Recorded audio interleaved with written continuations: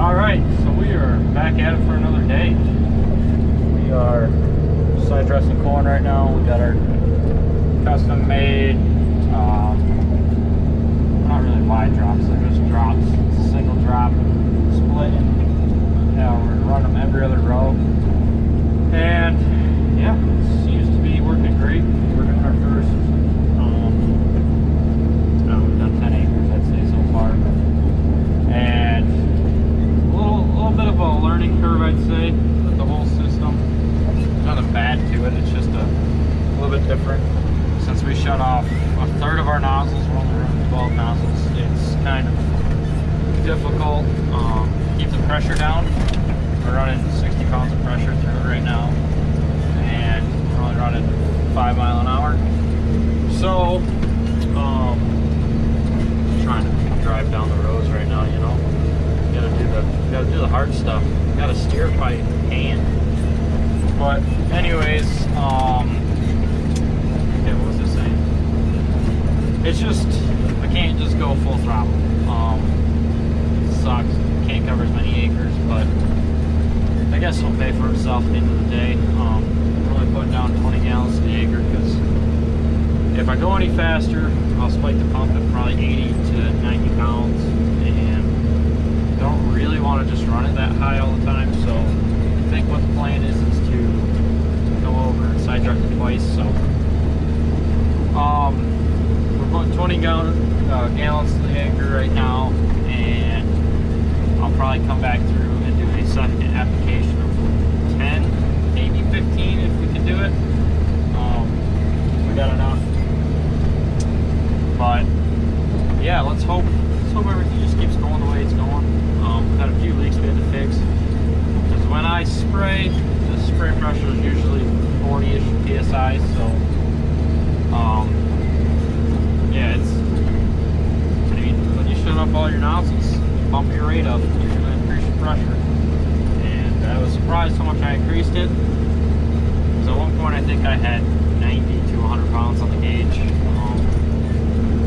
Just when I was first testing it with water, so yeah, that was a little interesting. I found all the leaks in the boom, if there were any. Because at 40 pounds I had 0 leaks, and when you take it up and double the pressure, you find all of them. Any of your weak spots we're gonna have issues with, you find them right then and there. So anyways, I'm gonna keep going, and I got about a third of a tank left on, so another couple acres and it'll be empty. So anyways, all right, just filled up. Jeremy's headed out of the field. I'm going back to putting it on. I don't know if this stuff has actually got a bunch of stuff in it because it plugged my filter, or if it's this black, just whatever. I don't know what it is. I have to look at the label exactly. But I wonder if it's that stuff or if it's actually in the 28 that's plugging my nozzles or plugging my filters. So anyways, the screens are doing their jobs. That's a plus. I just couldn't hold rate. The slower I went, the worse it got. So it is what it is. We're gonna go back at it, and I did shut that valve. All right, got the filter housing right down there. Not that you guys can probably see or not. So anyways, let's get going. All right, so we're filling. We're trying to ready it down first. Anyways, we got a 900,000 gallon tank, I believe, that we're running. Yeah, so pretty self-explanatory, you know. It's hooked up right there on our fill, and take this hose here and hook onto it. So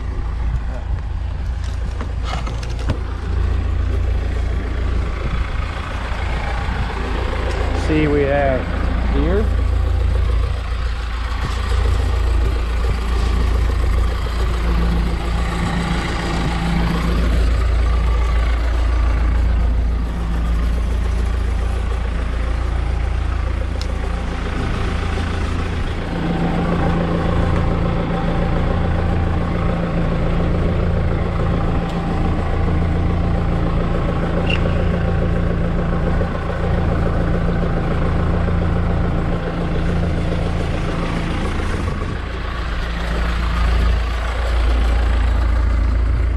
Pump started.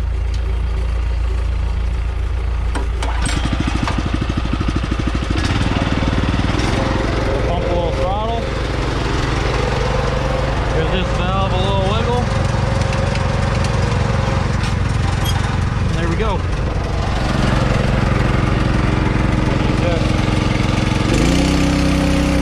Wide open. Now we're filling.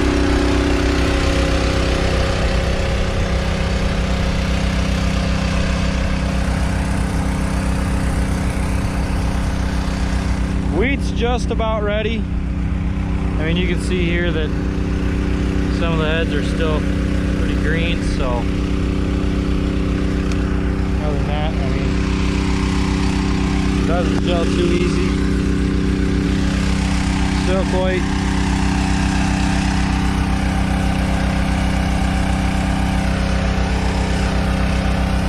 pretty soft. Yeah. Pretty much mush is all best way to describe it. So we still probably got a week, maybe 2 before we're ready to harvest, but that's all right because the combine's not ready.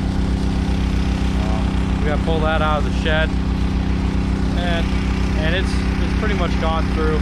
So we did that last fall, or this spring, I guess is the proper exact time.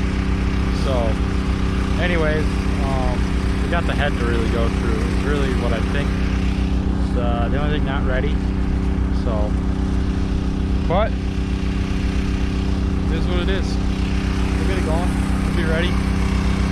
I don't know if I'm going to need all of this tank to finish this field or not, but we'll get it all done tonight. This is basically the setup. Just got a air line running down into a tube down to the ground, and a rubber hose on the end. It just kind of drags down the field like that. Yeah, it works pretty great. I'm happy with it. I think the only issue is our end one. We had to move this way 3 inches to miss a nozzle body, because it was like this here. You see how the nozzle is past it, so we had to move it down the bar 3 inches to actually be this way, and when it does that, it drags on the rows. So that's the only issue. That's our issue, not this issue, these issues. So I mean, this is what it is. We're just gonna go for it. We got 400 acres of corn to do this too, so got a little time ahead of me in the sprayer. That's all I've done in the last 2 months has been in the sprayer, so I mean, not a bad gig.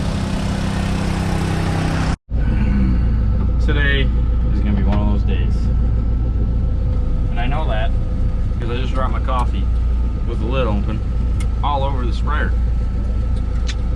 Perfect. Just what I wanted to start the morning off with. The only good thing is oh, it smells like coffee in here. So anyways, we're headed out to the field. It's a little foggy this morning, as you can tell, but that isn't going to slow us putting fertilizer down. It rained a little bit last night, a couple tenths. Should be all right. To just keep going. The field shouldn't be too wet. So I'm trying to back out on the road, see if there's no traffic in the fog. So anyways, that's what we have going on right now. So yeah, now I'm down half a coffee, and it literally just made a mess. Here we go. Let's hit the road.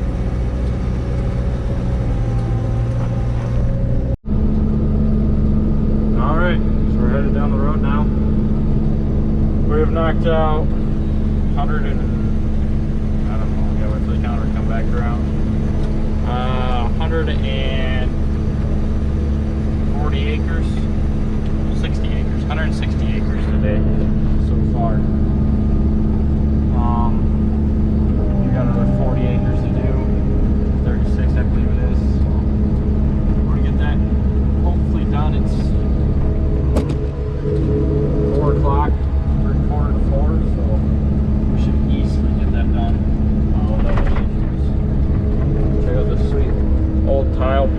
there. It's like a D8 dozer, old school, like the 50s, late 50s, early 60s. D8 dozer. They got it set up running a tile plow. It's all GPS controlled like the new ones. It's pretty snazzy setup. That guy's done some tiling for us, and he's got it figured out. She ain't the prettiest thing, but she'll pull some pipe. So, anyways, yeah, this stuff's going on great so far. Got one field left down here at the home farm, so or in the Montague area. So, yeah, we're gonna get all this side dressed in a day and a half. So that's nice.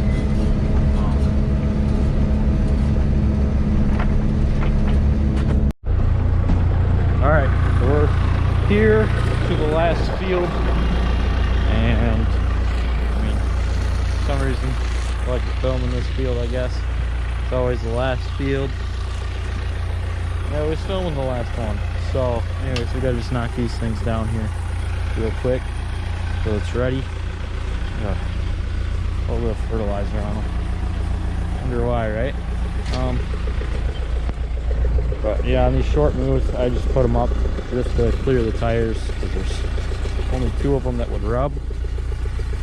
So just put those 2 up. We'll run down the road a little ways. If I were doing a longer move, I'd put them all up. But you know, it is what it is.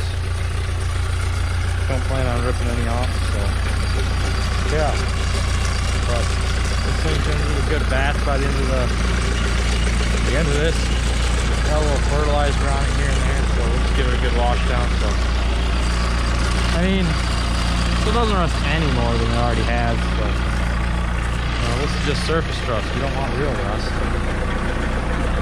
So all right, let's get on this field and get it done with.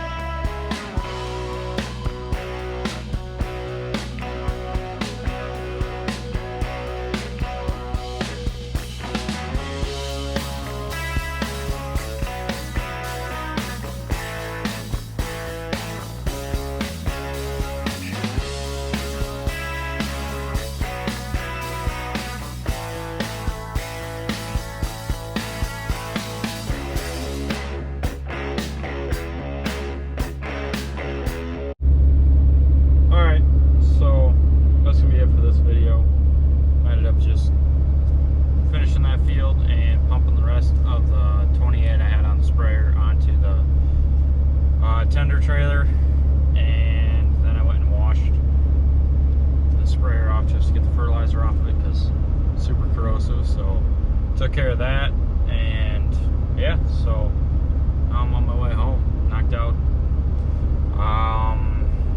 What did I say? I don't know. I got 250 acres on the counter, so I don't know, 180.